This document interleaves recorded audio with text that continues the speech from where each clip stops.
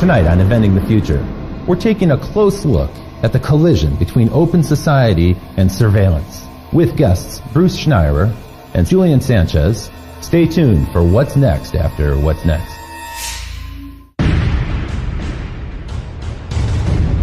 100,000 BC, stone tools. 4,000 BC, the wheel. 9th century AD, gunpowder. 19th century, Eureka, the light bulb. 20th century, the automobile, television, nuclear weapons.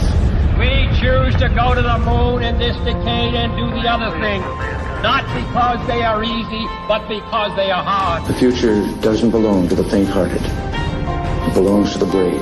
Everything around you that you call life was made up by people that were no smarter than you. And you can change it. You can influence it. You can build your own things that other people can use. People want their technology to have a sense of humanity. They want it to understand me, you specifically. We have 3 billion new minds coming online to work with us to solve the grand challenges.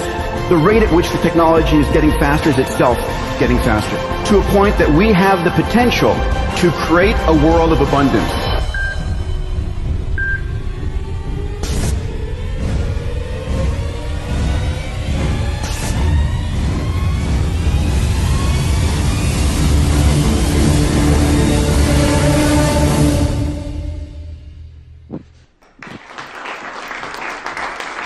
Thank you.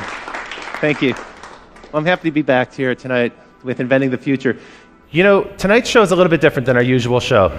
Usually I come out and I talk about technologies that get me really excited, things that are coming in the future that I think hold great promise.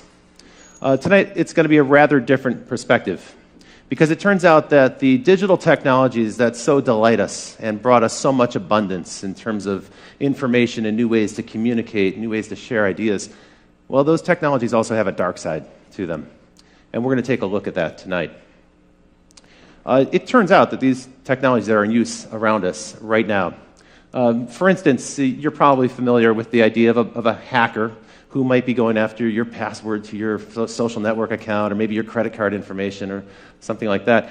But it turns out that they have a convention in Las Vegas, yes, just like any organization, the Black Hat Conference. And in 2011, just a couple years ago, one of these hackers presented a paper where he proved that he can actually wirelessly hack into an insulin pump or a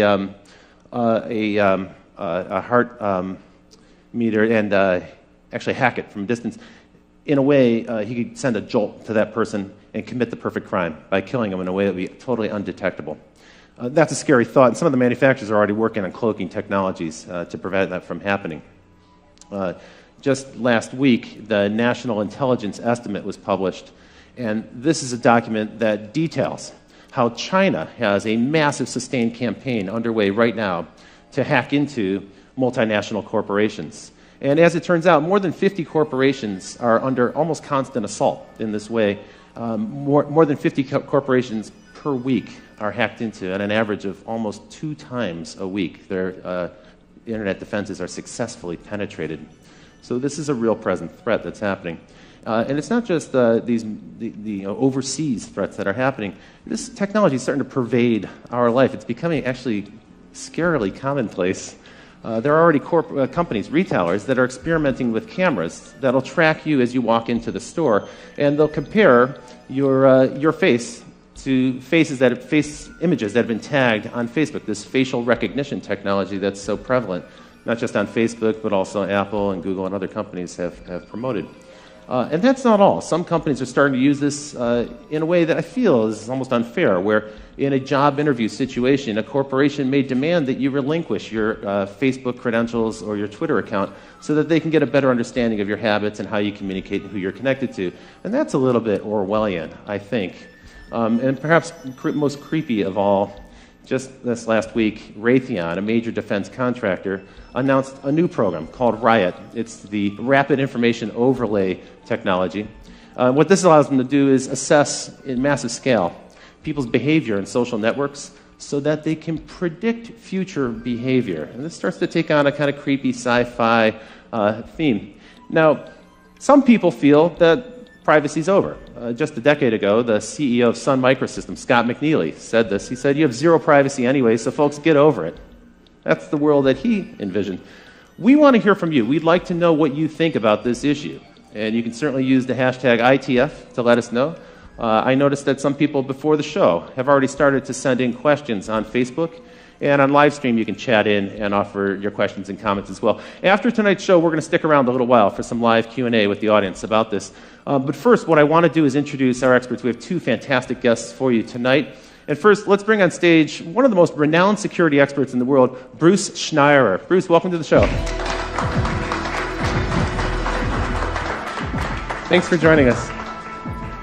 So, you are well known as a kind of a pundit about security and the issues that we're going to talk about tonight. And your services are also in high demand with organizations all over the world. What people might not know is that you have a fantastic newsletter they can sign up for. It's where I learn about these issues, and I've been following it for quite a while. And Bruce also recently published this book, Liars and Outliers. Tell me a little bit about this book. Is this on this topic, or? Well, it is in sort of a meta way. What I'm looking at is the notion of why security exists, and I'm looking at trust. And really, if you think about society, we need trust to make it work. I mean, you got this audience here, and I'm looking at them, and not one of them has jumped up and attacked the person sitting next to them. Right? You laugh, but if that was an audience full of chimpanzees, we couldn't get away with it. Right? Humans are the only species that can sit there quietly. And society works because of this. And there's a whole bunch of reasons, right? One of them might want to mug the other person or, steal my iPad back in the dressing room. But they don't for a whole bunch of reasons. There's a lot of security there. And we have sort of a social construct that keeps us all looking out for each other. It's social, legal. There's a lot of things going on there. So the nature of society requires some measure of trust to function. But in some respect, this might be getting undermined. For instance, this topic of hackers. It keeps coming up. People are very familiar with it. But from what I've read, you think it's kind of an overblown idea. Sometimes it's overhyped. Well, we do tend to overhype the criminal threats. And, it's really what makes headlines, what sells newspapers. We like to hype the attacks from China, cyber terrorism, cyber war. Basic cyber crime, stealing money, I think, is underreported. Okay, a lot more happens. Some people have said that that accounts for almost 2/3 of all crime is now internet crime. I don't know if that number is accurate, but I've heard that. Yeah, it's really hard to count. It's hard to measure. That's right. There's certainly a lot of it. So we can't dismiss it. It's a real thing. But tonight we're going to cover a number of threats. I thought we'd start though with a funny idea here. So a hacker in Montana hacked into a local TV station, and he got into the emergency alert system there. And he sent out the message that the zombies are attacking right now. So sometimes it's malicious hacking, sometimes it's just for fun. It's like a prank, and we've seen many examples of that. One thing you might not know is the prevalence of this, how often this is happening. So for the audience, you might wonder what these four things have in question here in the picture on the screen. The New York Times, Twitter, the Bush family, and the U.S. Federal Reserve. Well, the answer is that last week, these guys were all subject to massive hacking intrusions. And so it's a wide range of targets. And this is going on so frequently. We hear about it so frequently, we kind of get numb to it. And it's interesting. It's a different people in each case. We believe New York Times was Chinese. The Bush family was, I think, politically motivated. Federal Reserve was the anonymous group, so it was some kind of political statement. Twitter, I don't know. Let's pretend it was a criminal. Right? You've got an array of different threats here. So the paranoia is justified a little bit when we hear about the hackers, but let's turn to another subject, which is these Chinese intrusions, because we heard so much, coming out of Davos, we heard so many companies grumble, complain, and in some ways they were a little bit ashamed to admit that they have this problem, kind of a growing problem, that they're being hacked constantly. And it seems to be true. I mean, everyone's pretty much hacked constantly all the time. There's a lot of hacking coming out of China, largely politically motivated. The attack against the New York Times, the attackers were looking for names of informants, right? A very political thing, presumably for government reprisal. We don't know if the attacks were done by the government, they were done by independent people working within China with nationalistic So we use ideals. the word China. We don't know. It sounds like it's the government. There's no way to prove that allegation. Actually, there's no way to prove it's China. One of the problems we have is you don't know where attacks are coming from. You can't trace an attack backwards. Often when we know from other channels. One of the things that's most chilling about that New York Times hack is that more than 50 computers were actually penetrated, and they stole all the passwords, which means that it's probably likely that some of those computers have a Trojan horse in them somewhere, or a back door that's been opened up where they can come back in any time. It's hard to tell. If you read the reports, and it turns out everyone gets hacked, but if you hack the New York Times, you end up with a 2,400-word newspaper article about it. So we know a lot about this. Okay. They say they caught it early. They let it go on for a couple of months to track exactly what was happening. They knew where all the back doors were, and they closed them. Were they perfect? We have no idea. They think they were, and they look like they did a good job. We don't know, but that certainly is a problem. The Wall Street Journal admitted they were hacked as well. The New York Times and Wall Street Journal, wow. You know there are going to be others. Yeah, that's true. Some that might not have even realized it. And some companies couldn't really reveal that information. A newspaper can because that's news for them. Well, but it's also embarrassing. In a lot of cases, if you're a bank, if you're a big company, you admit this, your stock price might go down, you might lose customers. That's right. So yeah, customers worry, how safe is my data, how much can I rely on this partner? Now, some people characterize this as cyber warfare, and I've actually read where people say, we have a massive cyber war that's underway right now, and it's the US versus China, but other countries are involved as well. Iran, sometimes they mention Israel or France. How serious do you think this cyber war concept is? I think a cyber war is largely rhetoric. I mean, it's not war. We know what war looks like. Right. I mean, this is espionage. Yeah. It's not a military action that involves guns and bombs and people dying. The cyber war rhetoric, I actually think, is largely put in place in the U.S. by government corporations that are profiting from it. Right? The U.S. Cyber Command announced last month that they're expanding from 900 people to about 5,000 people. Oh, so if we bang the drum of war, we can kind of stir up people and get support for a massive expansion. Because you think about it, we're really weird with war. We love to use the word war when there's no war. War on terror, war on crime, war on drugs. We love rhetorical wars. We hate using the word war when there's an actual war. We'll say anything else other than war. And this is confusing. So metaphorical war is accepted, it's politically acceptable. But what's going on here has kind of aspects of both. So the war on drugs is clearly not a war. Right. These cyber attacks, well, there's some kind of stuff going on that involves militaries. And it involves nations in some respect, and they're spooks, so in a way it is kind of a war, but it's a shadow war. I mean, my fear is that we're in the early years of a cyber war arms race.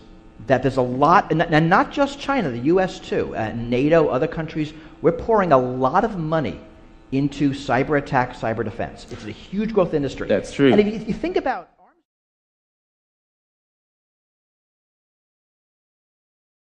and the drumbeat gets louder every single day. You coined the term wholesale surveillance to describe the way governments are kind of hoovering up data, and in the U.S.'s case, it's frankly because of the massive expansion of Homeland Security after 9/11. Let's take a look at wholesale surveillance by the numbers. So the first number I'm going to show you is 300. This is the number of times a citizen of the United Kingdom is videotaped on average every single day as they pass through the UK. There are about 5 million CCTV cameras in the UK. It's the most heavily surveyed country in the world. 1/3. This number represents the percentage of U.S. Air Force craft that are autonomous drones. Most people are unaware that we have 7,500 drone aircraft in the U.S. Air Force right now, and that number is increasing rapidly. And by the way, the Air Force isn't the only government branch that has drone aircraft. We'll get into drones a bit more. But the number that struck me was 40. 40 is the number of attacks every single day by drones in Afghanistan. I was unaware of this until I started to put together the research for this show. So last year, on average, every day there were 40 drone attacks in Afghanistan. 76, this is the number of nations that are rapidly scrambling to get their own drone Air Force fleet. So soon the United States won't be the only country that has drone aircraft, and they're seeking to either develop the technology themselves or acquire it on the market. Now this big number, 878,000, that's a number of hours of audio that have been recorded in 2012 by the FBI in surveillance here in the United States.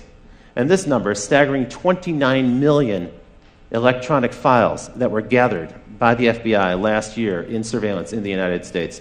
So this is, in some respect, these numbers reflect the massive expansion of electronic surveillance that's happening right now. And to help us talk about this, let me introduce our next guest, who comes to us from Washington, D.C. Folks, it's Julian Sanchez from the Cato Institute.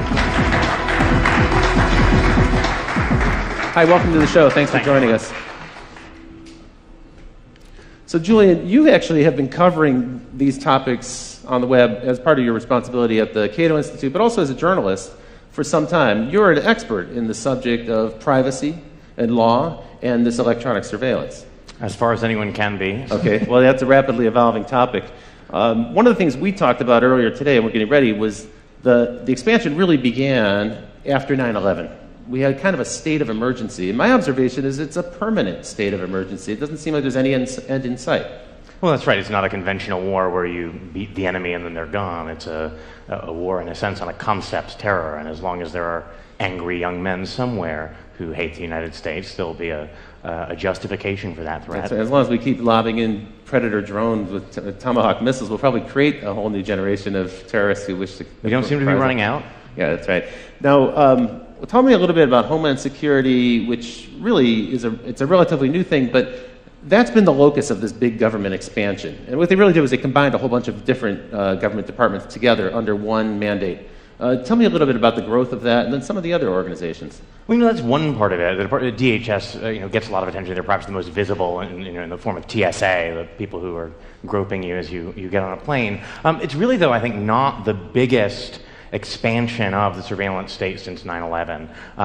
The problem is that a lot of this stuff happens below the surface. It's hard to get numbers, frankly, about a lot of the activity that's going on. Ron Wyden, senator from Oregon, has been trying to get data from the National Security Agency about how many Americans they've got in their database, and they essentially refuse to provide even an estimate. They say they can't even provide a ballpark guess as to how many Americans are sitting in their database, and that's a database that is enormous because they're actually required them to build a multi-yottabyte data center in Utah to store the products of the 1.7 billion communications they're intercepting every day. A yottabyte, by the way, is about a quadrillion gigabytes. They don't actually have a higher unit than that. Crazy. So one thing that's happening, we talked about this earlier, is that the price of storage has dropped so much that we can now do something that's totally unprecedented, which is store everything. Right. So in the past, if you were going to do surveillance or wiretapping, you had to be kind of selective about it because there wasn't a way to record it easily. But now they can, and they can also do analysis later, after the fact, to find out if there was any evidence of a crime or even a pattern that might suggest illegal behavior. Well, this fundamentally changes how surveillance works. Yeah. Right? We used to, how we see it on television, follow that car, Yeah. right? That's surveillance. That's right. But now it's follow every car. And actually, it's follow every car all the time, and we can follow that car 6 months ago because we've saved the data. Right. So surveillance changes. And it's, in a lot of ways, it's not because of malice. Computers produce data. Right. I mean, whenever you use your credit card, your cell phone, your computer, data about what you're doing and where is produced. That's right. And as data storage drops to free, as data processing drops to free, it's easy to save it. Why not save it then? And so you have companies saving it, like a Facebook, a Google, they're saving it, governments are saving it, they're trading data. Right. Right, Google provides data to governments when asked under certain rules. Sometimes under subpoena, sometimes not. Sometimes not, and often we don't know. I mean, last month, a bunch of human rights individuals asked politely Microsoft to tell them who they're letting spy on Skype video calls. Right, so we're asking nicely. Did they get an answer? We did not yet. This is one of the concerns. It's there's a growing world of surveillance. We know that a lot of it's happening. We know a lot of money's being spent. We don't know where, and we don't know what they're recording. And we often have no choice. I mean, I like to think, I don't like to think this, but it's sort of true that Google knows more about my interests than my wife does. Yeah. That's a little freaky. And they're able to predict better what you might do next because of the pattern. They can match your pattern against another cohort. And I've kind of never even met Google, let alone gone out of it. Here's a question from Twitter, and the question is, Minority Report, how long until we can predict when people will commit crimes? So how soon do you see that coming in the future? Well, I mean, what are we asking? How long before we can predict? Probably never. I mean, I don't think those are things we can predict. How long before we're going to start using the ability that we think we can predict? Well, we're doing it today. That's true. That's what the Raytheon Riot program That's what the no-fly list is. That's true. We predict that you are so dangerous that you're not allowed to fly for any reason, yet so innocent we can't arrest you. It's kind of a weird mixed bag of people. So those things are coming, and I think they're going to become more and more. I think as technology gets more dangerous, as the things a bad guy can do increase, I mean, think about bioprinters, Think about homemade. I mean, all the things we're scared of. Homemade nuclear weapons. Some of the topics we've covered on the show. As those things get scarier, the desire to stop someone before the fact. I mean, the only normal crime prevention is after the fact. Right? I'm going to let you murder somebody, the crime's gonna happen, and I'm just going to arrest you after the fact. Right. That only works if I can live with the murder rate. Right. But that's not going to work if you're able to print a pathogen that drops a species. So there will be an incredible push for this before the fact. Preemptive strike. Right. Which is the Minority Report type of future. It's going to be lousy. It's not going to work. But people are going to want it. Arguably, that's what's going on in Yemen today, right? So we now, last week... Signature strikes. Exactly. NBC released this, this purloined document from the attorneys that basically gives Obama a permission slip to go ahead and assassinate American citizens off U.S. soil using a robot in the sky.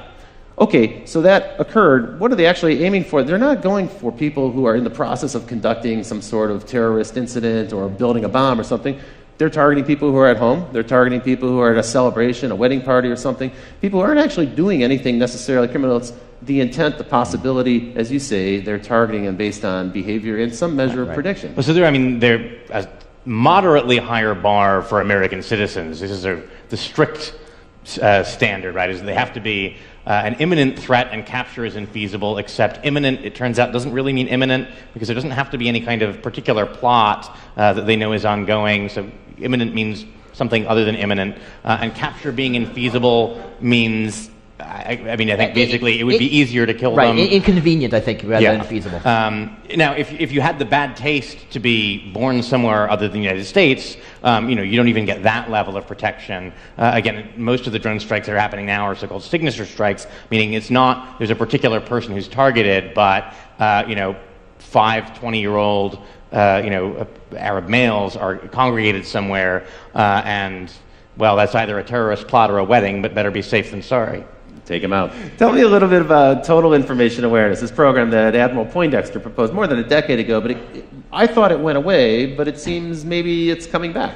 Right, I mean, the problem there was that they had terrible branding. They called it Total Information Awareness, which sounds creepy, and then they had a logo that was like an eye in a pyramid with beams coming down at the earth, so this sounded terrifying. Bill Sapphire wrote a column, freaking out about it. Everyone was duly alarmed. Congress nominally killed it, but it ended up getting essentially fragmented into a bunch of different programs that were farmed out to parts of DHS or DARPA. I think the NSA's Pinwheel database is in some sense an offshoot of that. Pinwheel is, again, on this model, a kind of vast database that allows kind of Googling for communications. They've shifted from that kind of targeted model, get a warrant, have an individual wiretap their conversations, much more toward a model that involves, some people have called it sitting on the wire, suck in everything, and then after the fact, figure out the search parameters you're interested, go through, pull stuff up. And that's concerning, I think, because, when J. Edgar Hoover ran the FBI and was abusing surveillance for political purposes, at least he had to target particular people. He's going to decide that Martin Luther King is going to be spied on, and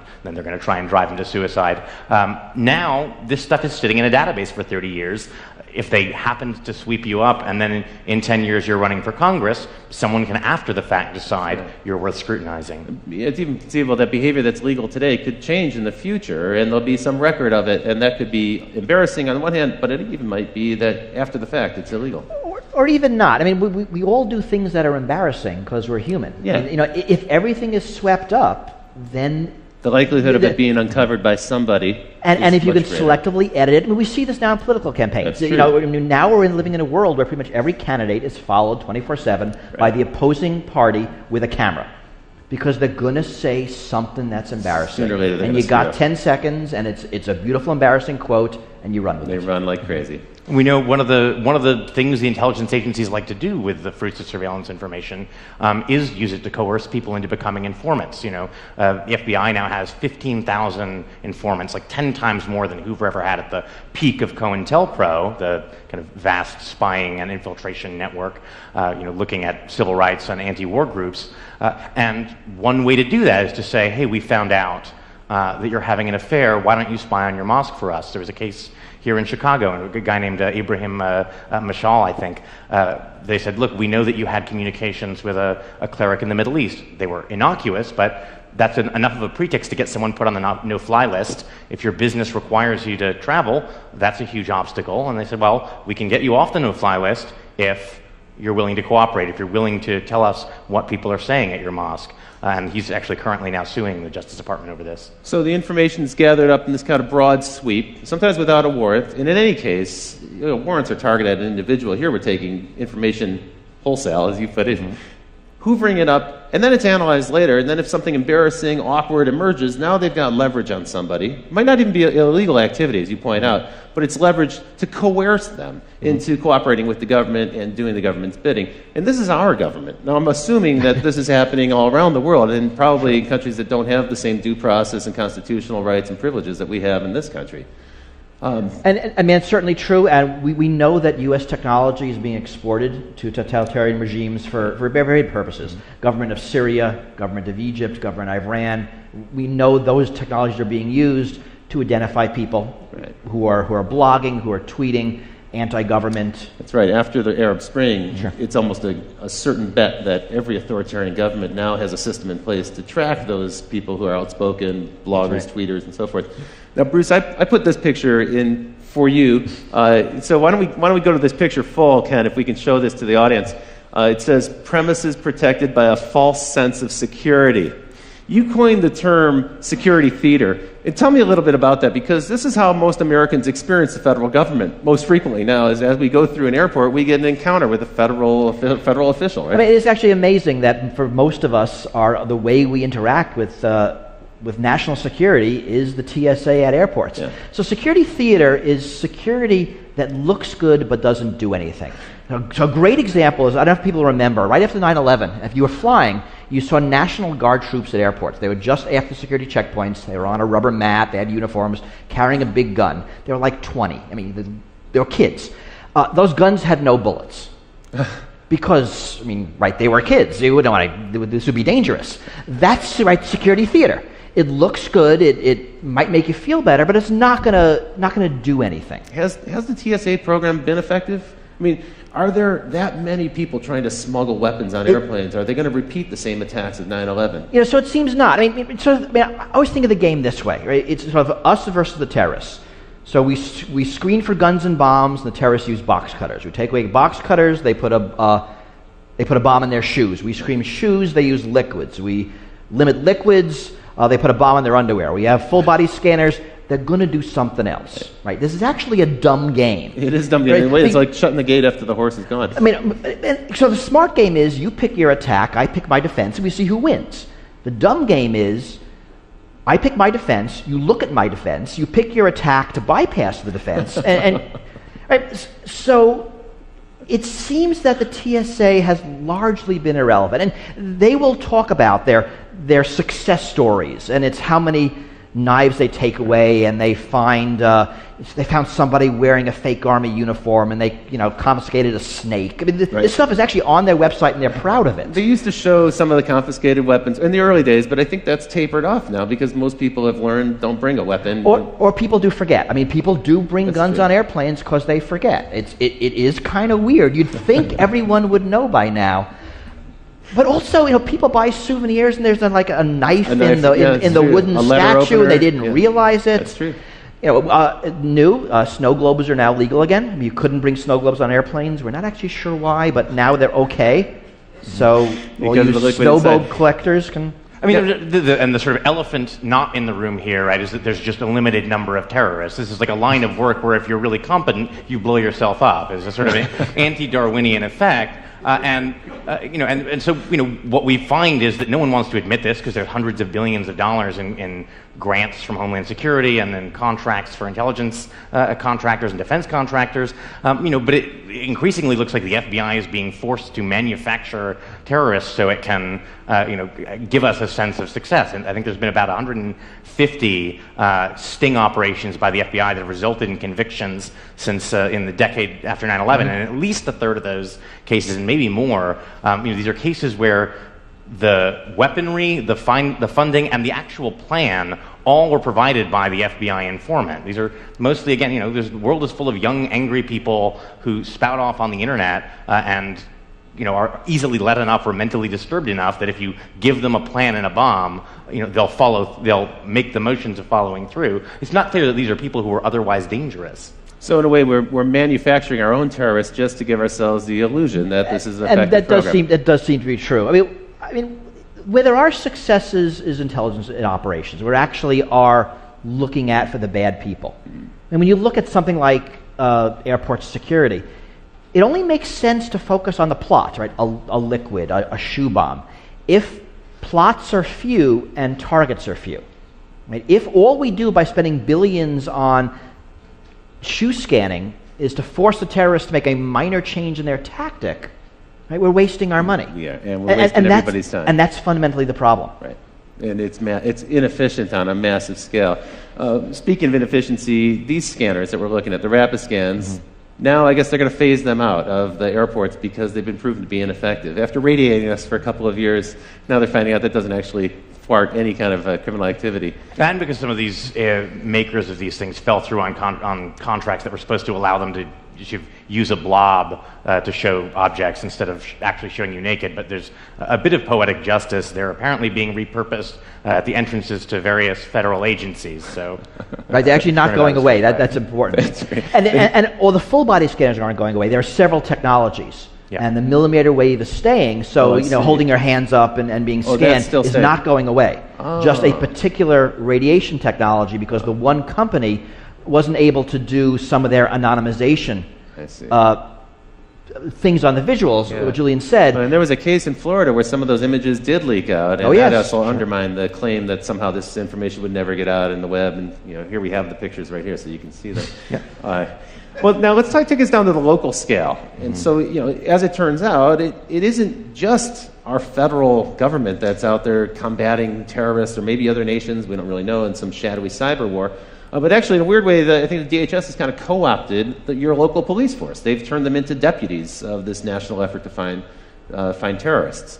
Talk a little bit about the spread of Homeland Security dollars to local police forces. Well, so I think we'll maybe get to fusion centers in more detail later, but there's lots of federal money out there. If you say you want to run a counterterror program, you may not have terrorists, but that's no reason to turn down the money. Right. So we find fusion centers, for example, something like $250 billion in grants that went out, supposedly for counterterror. A 2-year Senate investigation found that they never actually produced a single shred of actionable, useful intelligence about terrorism. It did end up buying a lot of Range Rovers for local sheriff's departments, plasma TVs so that they could display the Fusion Center calendar and watch cable news in San Diego. DHS has given out, I think, $50 million in grants for local police departments to photograph license plates. To your point earlier, in a wholesale level, not going after an individual car or doing it as they drive by on patrol, but they're setting up cameras now at different locations. I know in San Diego they're doing this on a massive scale. They're just routinely photographing the license plate of every car on the freeway that goes by. There's a lot of technology. It's license plates. It's all the CCTV cameras. You produce the UK number we know better. There's cameras everywhere in the United States also. That's right. A lot of cities have them in intersections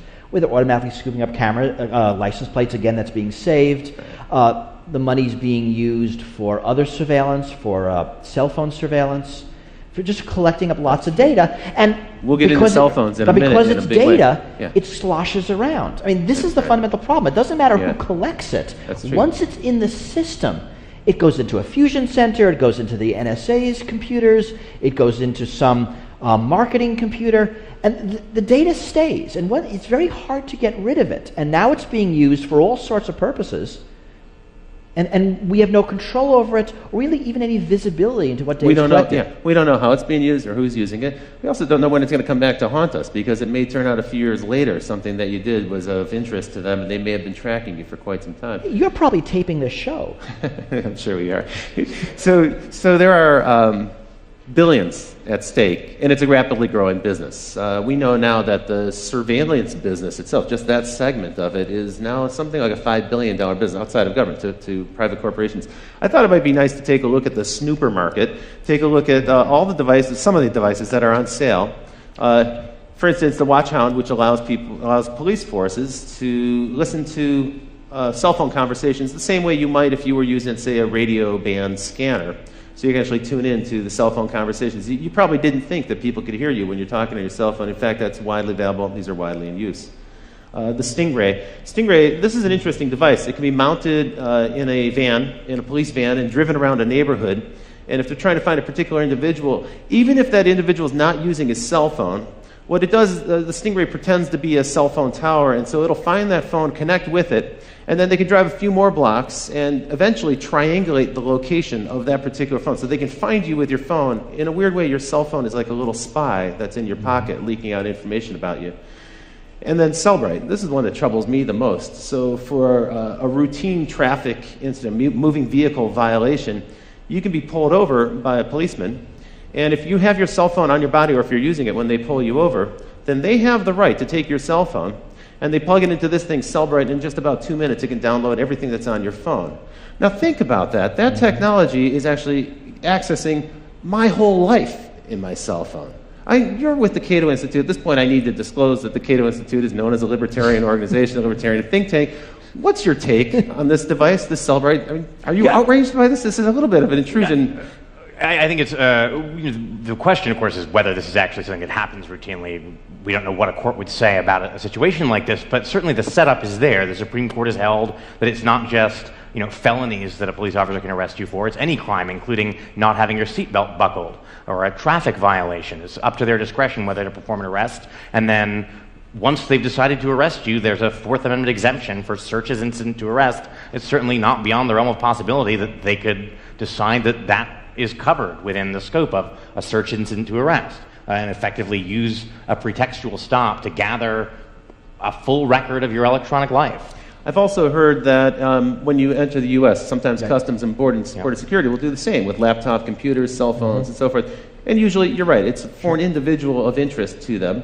Not necessarily a suspect, but it might be someone we know of, documentary filmmakers and volunteers who work on organizations, even people affiliated with Aaron Swartz have been detained in this way and seen their electronics moved down. Well, and the privacy watchdog at DHS actually just issued a finding that suspicionless searches of laptops and other electronic devices basically should be allowed to continue. No reasonable suspicion of any kind is necessary. And they concluded, bizarrely, that there would be no civil liberties benefit to curtailing these searches at the border. And border search here is sort of a term of art.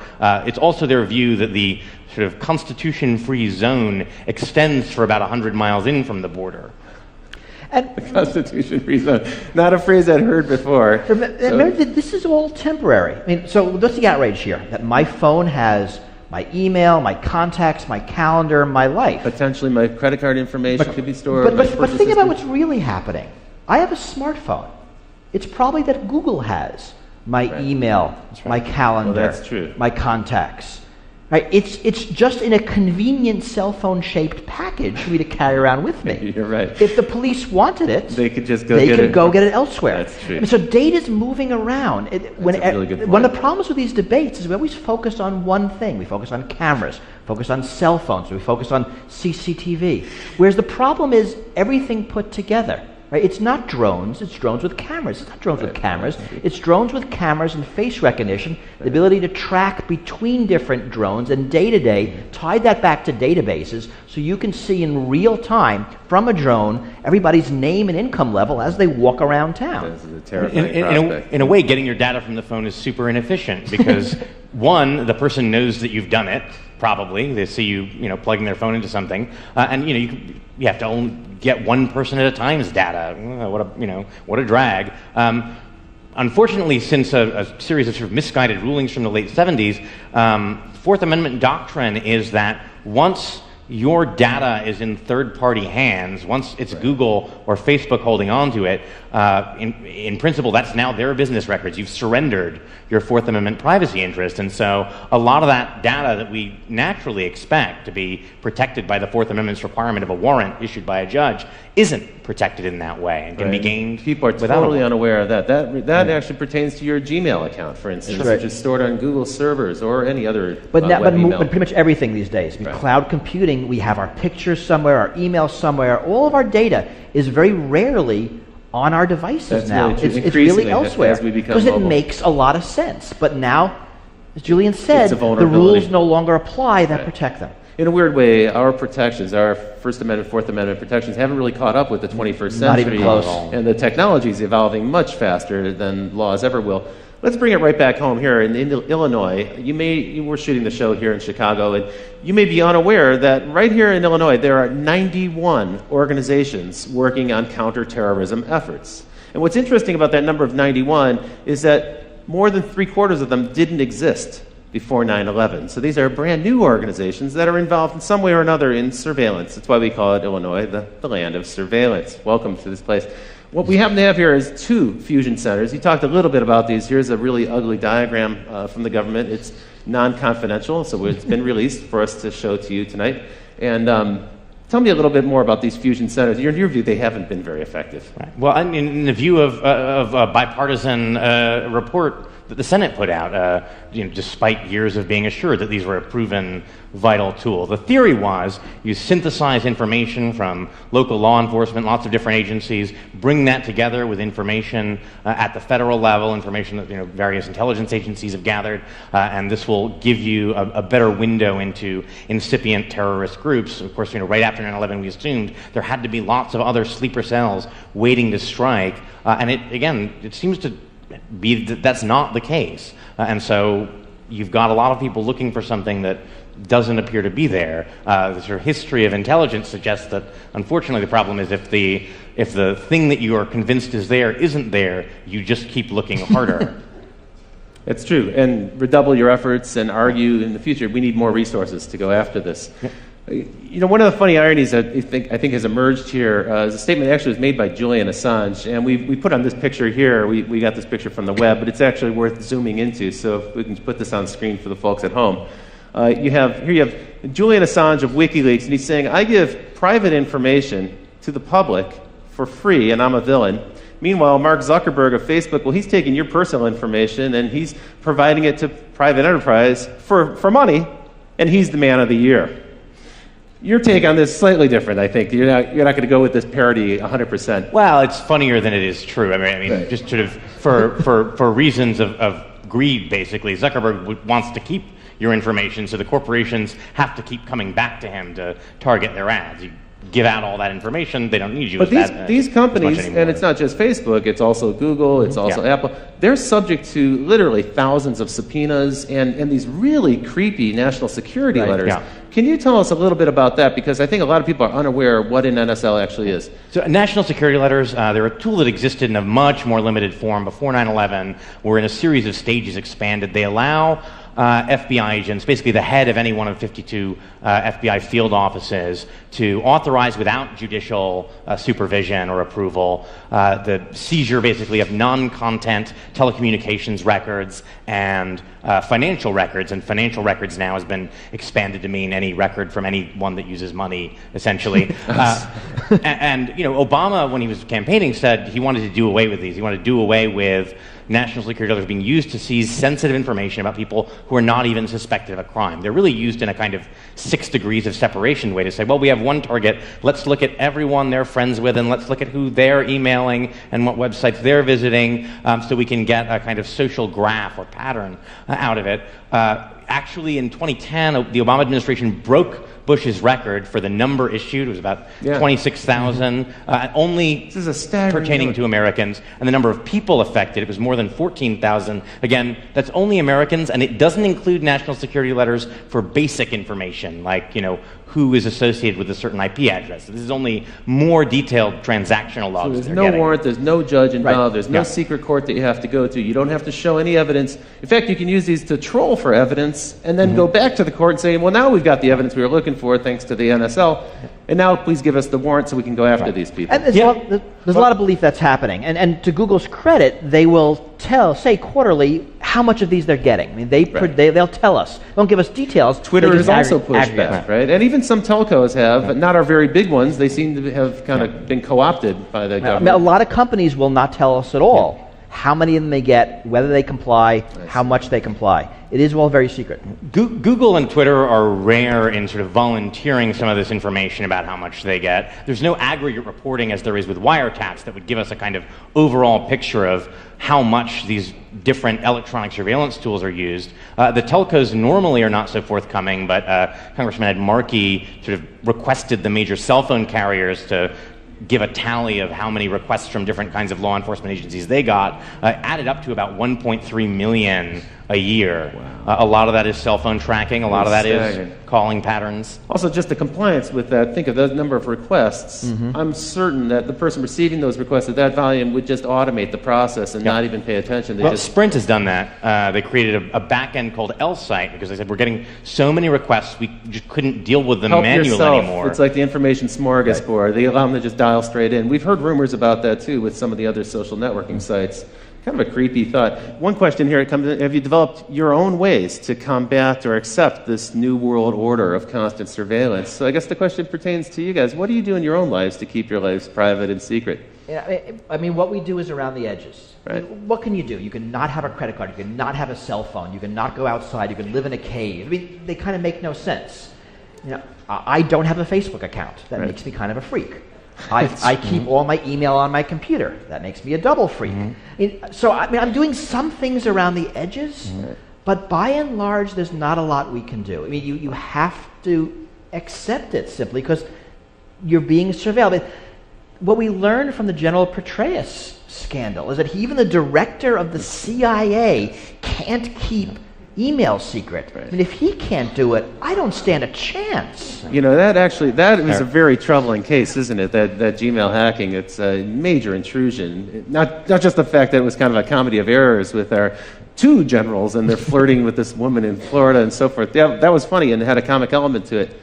But in fact, this Gmail hacking by the FBI with really no pretext, no evidence of criminality, and they trolled through until they found some evidence of something that they could hold him accountable for. It's bizarre on a couple levels. It nominally started as an investigation into cyber stalking, meaning she'd sent some harassing, Paula Broadwell had sent some harassing emails to a woman who was friends with Petraeus. This is not normally the kind of thing the FBI would involve itself in at all.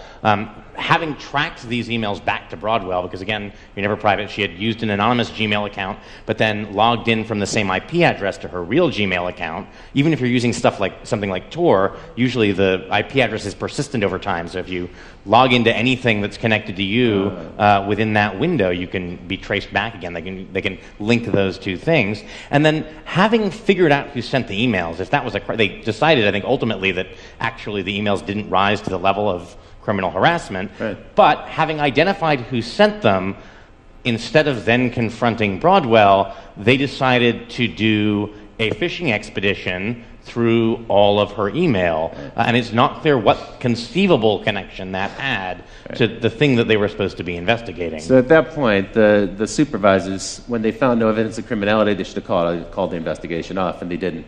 That seems like a real breach. We'll probably hear more about that story. I need to move on. I'm loving the conversation, but we have to get into what's next. So in this show, we like to talk about what's now and what's next, and then what comes next. The next things we're going to talk about are drones, phones, and super cookies. And it gets creepier, folks. So check this out. Predator drone, you're familiar with these. They've been in use since 2001. There's one on display at the National Air and Science Museum, so they're already kind of a part of American history. Massive expansion to that program. But as Bruce mentioned just a minute ago, the scientists from DARPA have been experimenting with different ways to modify these. There's all sorts of new, weird versions of drones that'll be coming out in the near future. One of them is called Argus, and what they've done is they've taken 368 of those cell phone cameras, the 5 or 10 megapixel camera that's on your cell phone today, and they've assembled those into sort of a beach ball shape mounting, and they can put that at the front of one of these drones. And this Argus program then allows that drone to hover over a particular place and record everything that's happening on the ground. Now, the device itself, the drone itself, has literally millions of terabytes of storage on board, but they're also streaming that data out down to the ground. And so in real time, someone who's back in the base station can see an image kind of like this. It's a composite image of all those different eyes in the sky, and they can start to see what's happening on the ground. But what's even more troubling, because of the degree of accuracy in each of those cameras, is that they can zoom in. And they can actually, today, get to a level of detail that allows them to see from 14,000 feet in the air a 6-inch long object. They can also, using gait analysis technology, face recognition, some of the other technologies you mentioned, they can actually start to identify the people on the ground. Today, these technologies are being used in Afghanistan to fight the war there. Tomorrow, those drones will be in the United States. It seems to be a near certainty. More than 358 different law enforcement groups and counterterrorism groups in the United States have asked the FAA for permission to start to fly their own autonomous drone units, and we can expect those to be mounted with similar surveillance technology. This is clearly coming. Now, when we chatted about this, you gave what was a really chilling prediction to me, which is that basically you're like, it's here. It's happening. Yeah, I mean coming seems like an overstatement. We used drones this week to hunt down that California cop killer who was holed up in his mountain hideout. Right. And they're being used in cities. That's right. I think we have a picture here of well, these are some of the cheap ones that are coming, but here we have the Border Patrol. Right. And they have 10, they have a fleet of 10, and they've asked for 14 more. So you're right, it's already here, it's not really out in the future. I mean, what's coming is, what's coming next, right? They're going to get better at resolution, right. Be able to read documents, be able to better identify faces. And once you identify faces, I mean, you have a lot of good public face databases. I mean, Facebook has a phenomenal database of tagged photos. Thanks to your friends who tagged you, you'll now be identified by the drone in the sky when you leave the house. Even if you're not on Facebook. I mean, it's not like you're their customer. Right? I don't have a Facebook account. There are tagged photos of me on Facebook. They have really a network of my friends there because they'll pull people's address books. So 5 years out, what do you expect to be the case? There'll be drones in every city. There will be. So my expectation is that there will be drones everywhere 24/7. I mean, it's not going to make sense for companies to fly their own drone fleets. There's going to be, Drones Over America Inc.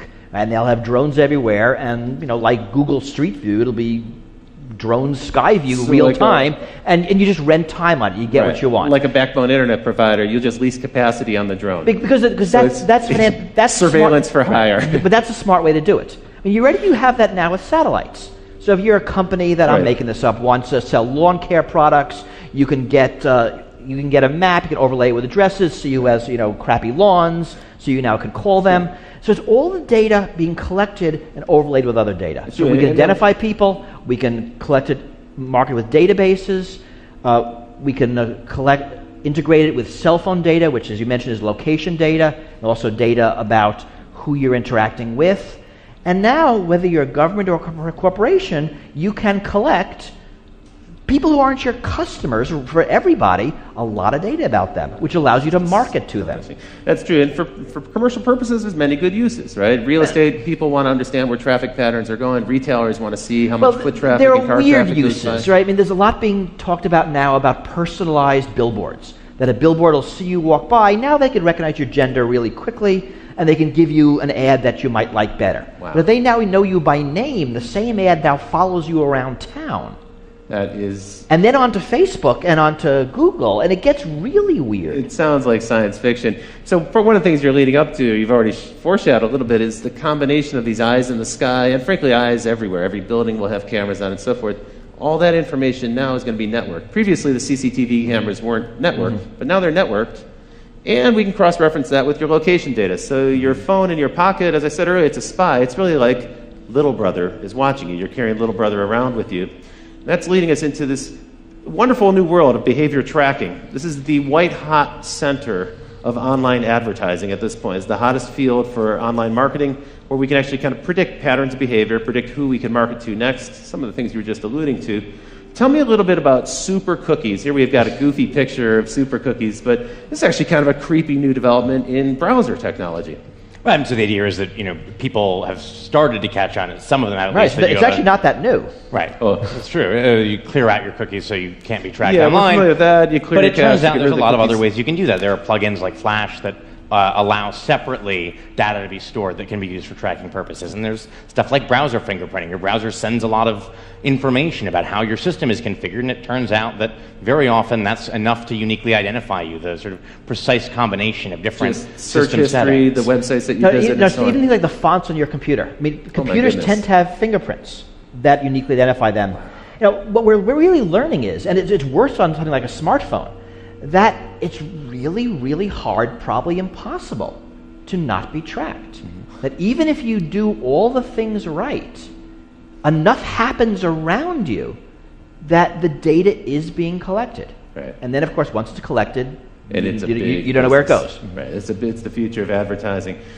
Even the Magic Kingdom is using a kind of technology. This is an example from Disneyland where your family can have a RFID bracelet, a little radio frequency tag bracelet that they can wear so your kids can run around Disneyland and you can kind of identify them. But that's not the only people who are watching. It turns out Disneyland loves this because they can now track traffic flows within the theme park, and they can see if you're spending more time in Tomorrowland than Frontierland and so forth. They also know if dad is spending time drinking a beer while his kids are on the rides. It also means that the different Disney characters can greet you by name because they'll see your name on some device that they're holding and they can actually say hello, which for parents who've taught their kids not to talk to strangers who address them by name, this starts to create kind of a weird situation. And I don't know if not to talk to strangers applies to giant ferrets. That's right. Cinderella. Yeah, right. But not really a stranger. You know, my feeling is that this type of technology seems innocuous. Oh, come on, it's Disney. How bad could it be?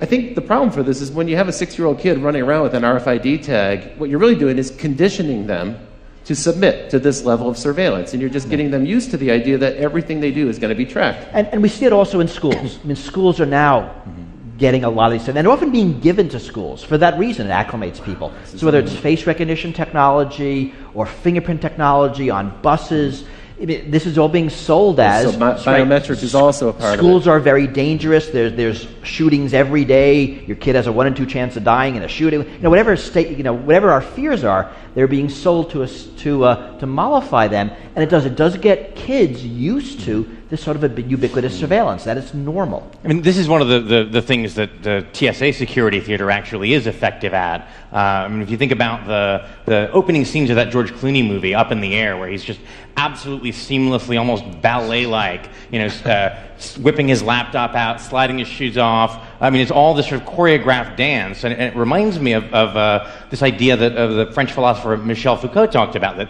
there's forms of surveillance that create docile bodies. That by being observed, that we are trained to follow the path of least resistance, which is to say, train ourselves to automatically go through the procedures that expose us to the TSA guy with the least amount of hassle. I mean, they do a good job of encouraging this, right? Well, you don't have to go through the naked scanner. You can instead get terribly groped. Well, no, the easier thing to do is submit to the naked scanner. And it's a form of training. That's true. I think that's very true. You know, I was a young man. I had the opportunity to live in Berlin, and I spent time in East Berlin and East Germany and elsewhere in the East Bloc.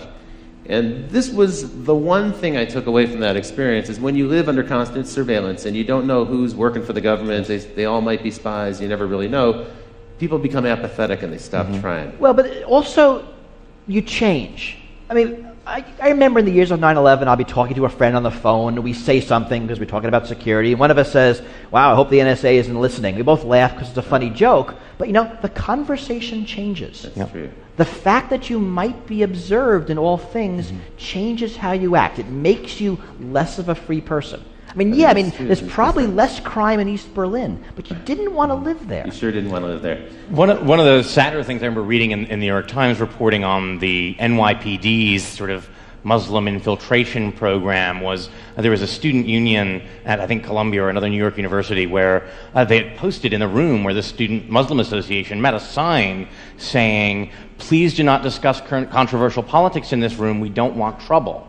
And that doesn't seem like a healthy environment for a free society. Right.